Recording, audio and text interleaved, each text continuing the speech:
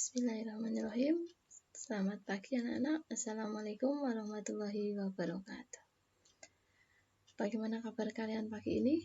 Semoga selalu dalam keadaan sehat walafiat.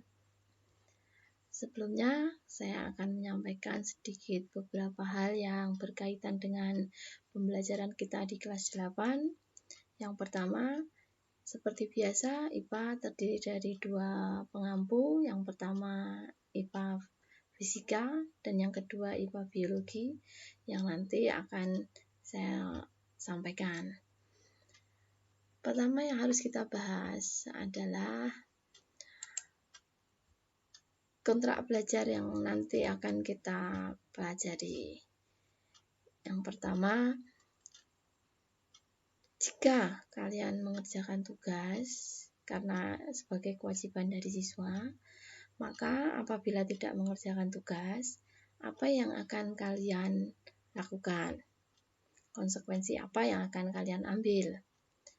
Kemudian yang kedua, harus hadir dalam pembelajaran, dibuktikan dalam presensi pagi maupun siang. Jika tidak hadir, apa konsekuensinya? Kemudian mengerjakan tugas dengan serius. Jika tidak, apa yang akan kalian ambil konsekuensinya? Kemudian yang keempat, jika mengerjakan dengan mencontek pekerjaan teman, apa konsekuensinya yang akan kalian ambil? Mohon diingat seperti kelas sebelumnya, di kelas 8 ini adalah kelas yang lebih dewasa, di mana saya masih tetap memperlakukan tidak ada kecurangan, tidak ada contek-mencontek, sehingga apa yang kita kerjakan betul-betul mengukur kemampuan otak kita.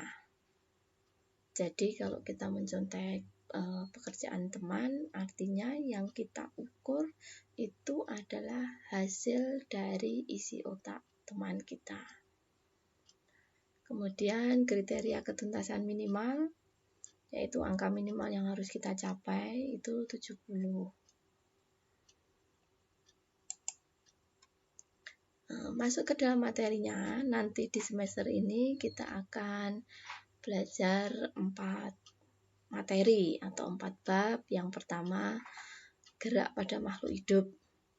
Yang kedua, struktur jaringan pada tumbuhan. Yang ketiga, sistem pencernaan. Yang keempat, zat aditif dan adiktif.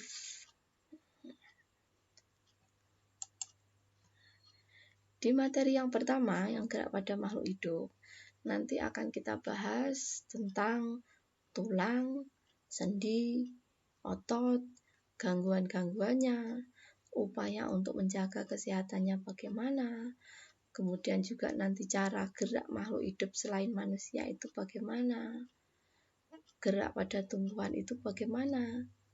Itu nanti akan kita bahas di materi yang pertama. Gangguan-gangguannya nanti kita juga bisa pelajari, ada beberapa gangguannya. Kemudian bab yang kedua tentang struktur jaringan tumbuhan dan fungsinya.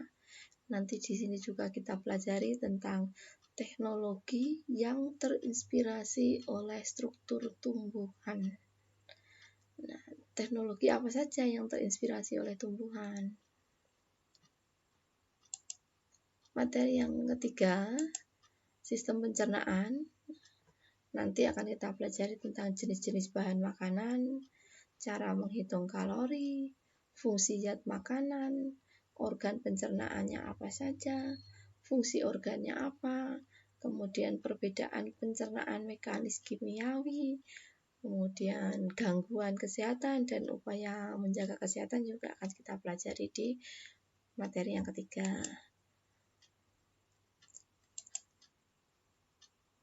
Nah, nanti di berikutnya juga nanti kita akan pelajari tentang penyelidikan tentang pencernaan mekanis dan kimiawi. Penyelidikannya menggunakan penyelidikan yang masih sederhana atau percobaan yang sederhana yang kita bisa lakukan sendiri di rumah.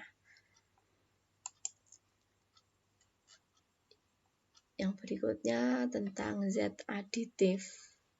Zat aditif itu zat yang ditambahkan dalam suatu makanan, dan juga zat adiktif, zat yang ditambahkan atau zat yang digunakan tapi menimbulkan ketergantungan.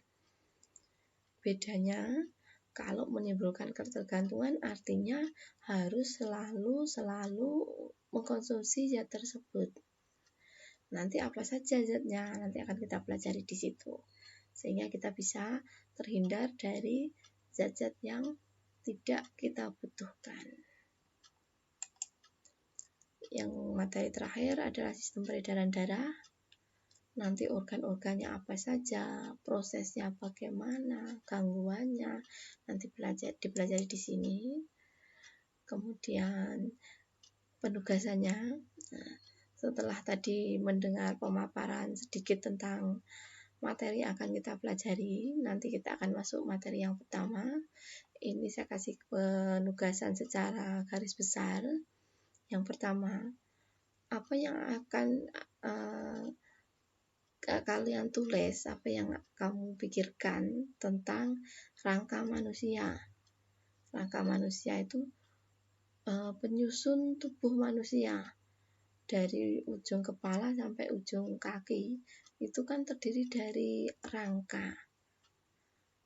Itu apa yang kamu pikirkan tentang rangka manusia itu. Kamu tuliskan di lembar LKPD. Nanti kalau seumpama tidak cukup tempatnya atau kertasnya, kalian boleh ambil kertas sendiri, kalian tambahkan kertas sendiri, nanti ditempel.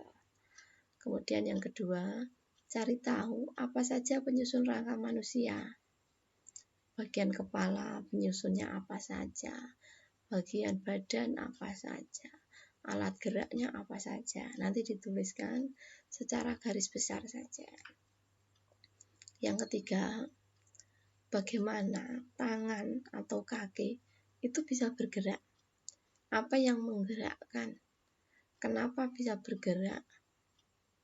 Nah, nanti kamu tuliskan di situ. Ini penugasan secara garis besar, belum secara terperinci ke dalam materi-materi yang ada di sistem gerak pada makhluk hidup. Nah, itu saja sedikit pemaparan pengantar IPA Biologi. Saya berharap nanti di semester ini kita bisa tetap semangat belajar meskipun dari rumah. Kemudian nanti segera coronanya segera berlalu, segera teratasi, sehingga kita bisa belajar dari sekolah, bisa bertatap muka dengan teman dan Bapak Ibu guru. Sekian, Assalamualaikum warahmatullahi wabarakatuh.